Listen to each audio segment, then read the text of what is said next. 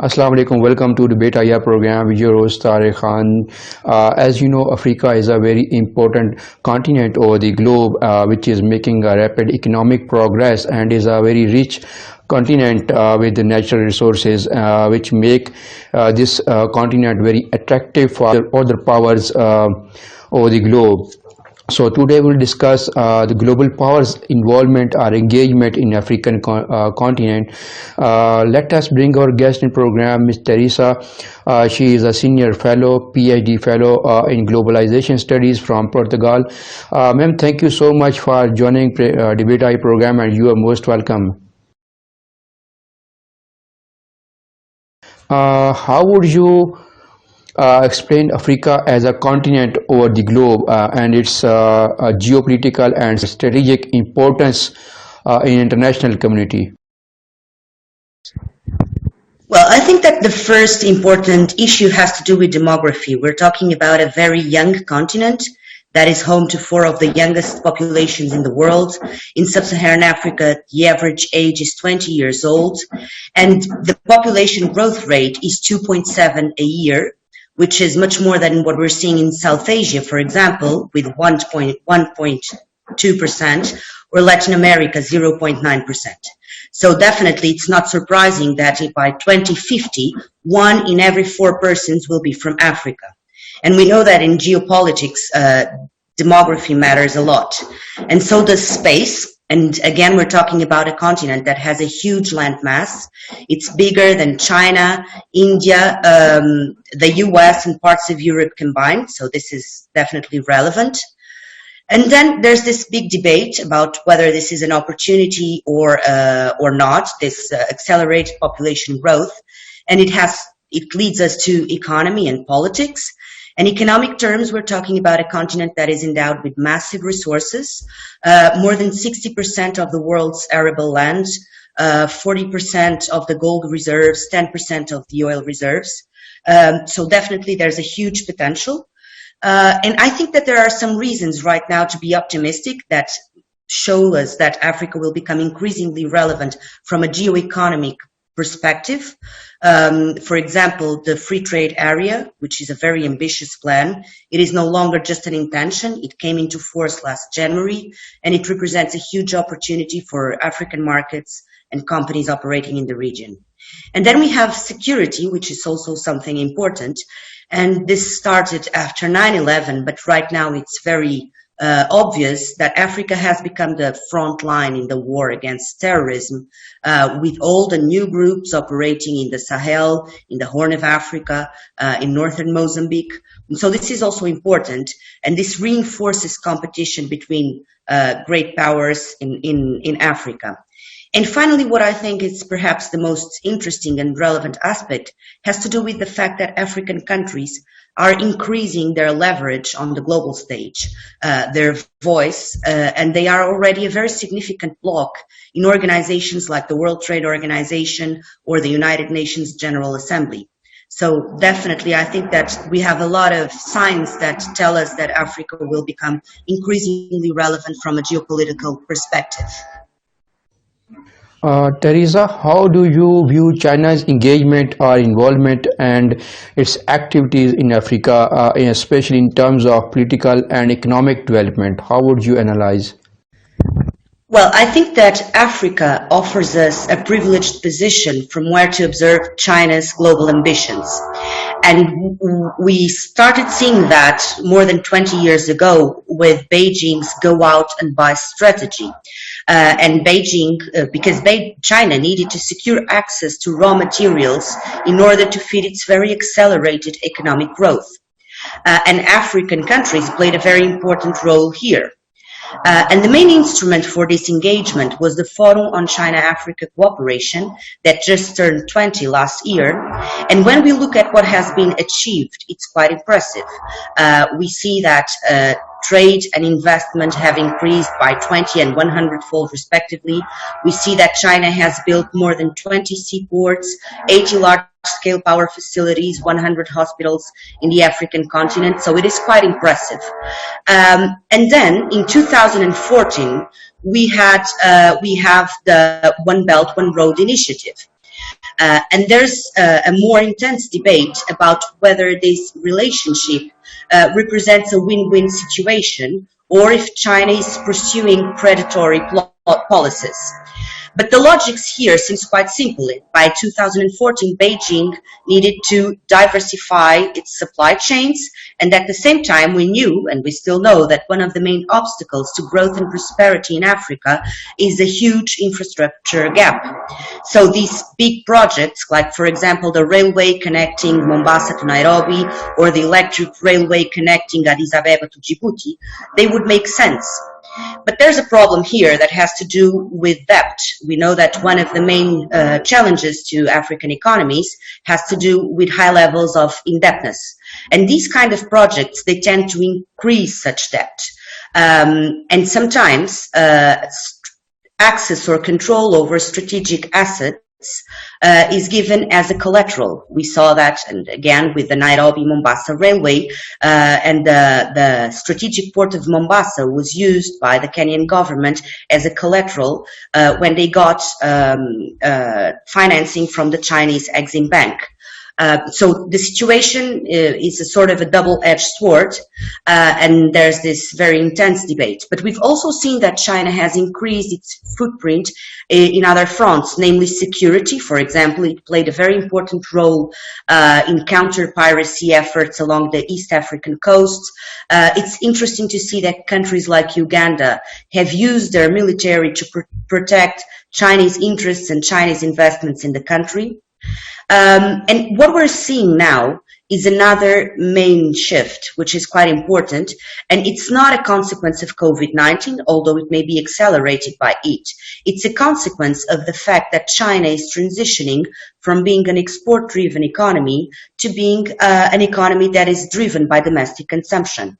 And so last year, Beijing advanced this dual circulation strategy, according to which domestic and foreign markets must interact and complement each other, but priority must be given to the internal circuit. And this is changing the priorities when it comes to engagement with Africa. We see an intensification of cooperation, for example, on the health and digital fronts with the health Silk Road and the digital Silk Road, and this is quite important. And finally, I think that for those who, like many analysts, argue that we're going through a kind of second Cold War, the fact is that China is successfully presenting itself as an alternative to the Western model of liberal democracy and market capitalism. And so the Chinese model, which is characterized by authoritarianism and state-led capitalism, is becoming increasingly attractive for leaders across the global south. And I think that this is something that will shape the 21st century in terms of global competition for power. Teresa, how would you analyze U.S. role, interests, priorities in the African region?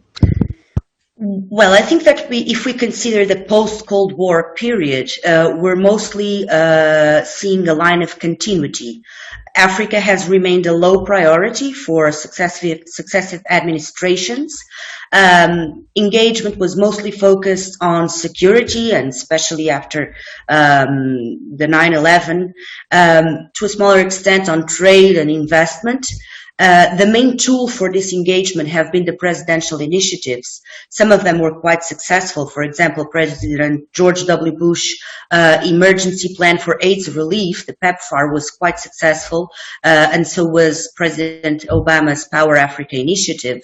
With the Trump administration, and despite some diplomatic incidents, we had an important initiative, that is the Prosper Africa initiative, that is very focused on business and investment and trade. And so there's this success, but there's not a grand strategy.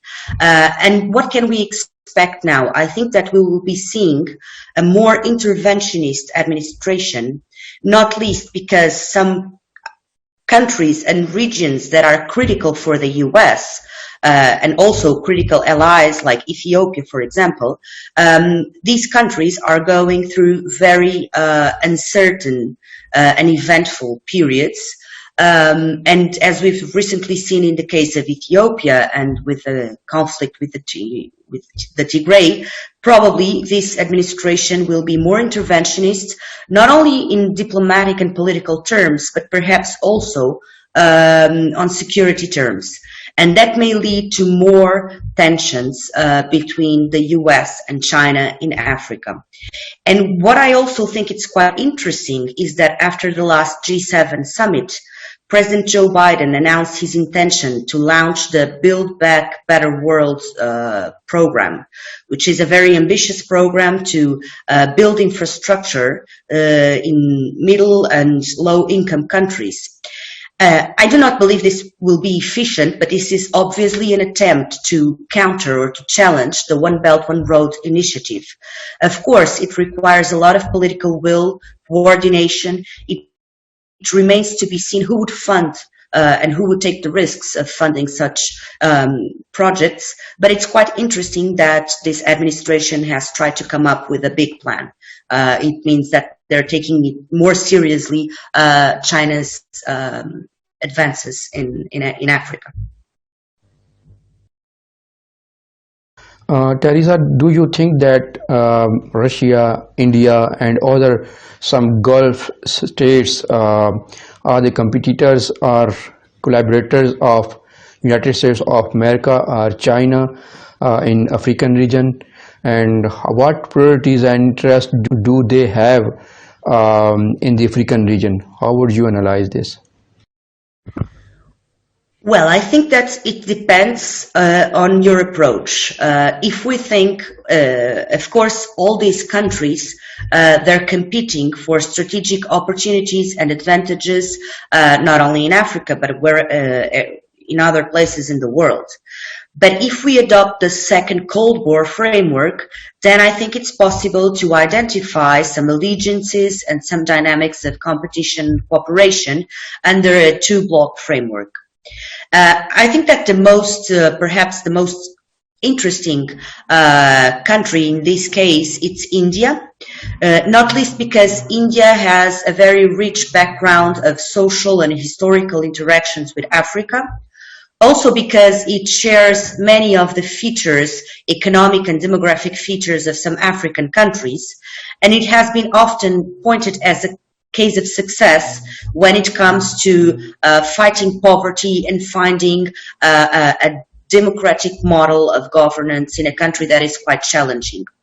And it's interesting because India, like China, is engaging African countries through a don't ask, don't tell policy, which means that there are no conditionalities when it comes to politics. But at the same time, India does not have the uncomfortable issues that characterize China-Africa relations. For example, the debt trap, the idea that there may be some policies that are predatory or even neo-colonial. We don't see that when it comes to relations with India, at least not for now. And there's a very significant Indian diaspora in the African continent, which, of course, may also contribute to reinforce the so-called people-to-people cooperation and relations. So I think it's quite important. India, it's the third trade partner of the African continent, I think the third. And so it plays quite an important role here.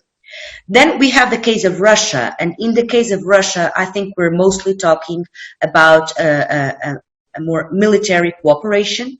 We've seen an intensification of relations over the last 5 years, and they have been translated mostly into military agreements.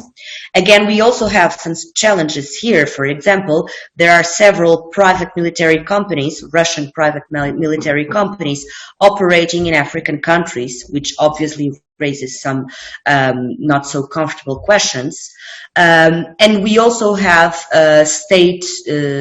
Russian state-owned companies exploiting resources in some African countries. So these are two main fields of cooperation and engagement. And then we have the Gulf countries. And here again, I don't think that these countries can directly compete with China or with the US, but in terms of surgical cooperation, there's a lot going on. We must not forget that some regions, the Horn of Africa, the Red Sea region, are critical for these countries. And so we've seen an increase in terms of military cooperation. And also, for example, food security is also a priority for the Gulf countries. And in this sense, some African countries are seen as an opportunity. But again, we have the issue of predatory policies, with some analysts saying that, for example, land grabs have been a mechanism that severely affects African countries, and that has been used by some Gulf countries in order to achieve food security goals. Also very interesting is the fact that the Horn of Africa and North Africa have become stages for competition between the Gulf countries, and that became pretty clear during the last Gulf crisis. We had, for example, in Libya, these two blocks of the Gulf countries were supporting different factions, and that contributed to the length and the severity of the conflict. So I think this is also quite relevant, and I would say that is it. Teresa, how do you view implications for the European Union in the global powers competition in the African region? How would you analyze this? I think obviously there's the colonial legacy, which is many times it represents an obstacle for a partnership among equals. But if we consider the Africa-EU strategy, we see that the main issues that are critical for growth and prosperity in Africa, they are all there. It is a very comprehensive strategy. It includes access to energy, job creation, security, the digital transition. So it is a very complete and ambitious strategy. And we also know that if Africa is the continent of the future of Africa will deeply impact the future of Europe. But I think that there's a sort of elephant in the room when it comes to Africa-EU relations that has to do with migration, because migration has become a very divisive and polarizing issue in Europe. We see that in France, in Germany, in Spain. And it sort of compromises relations between African countries and the African Union and the European Union.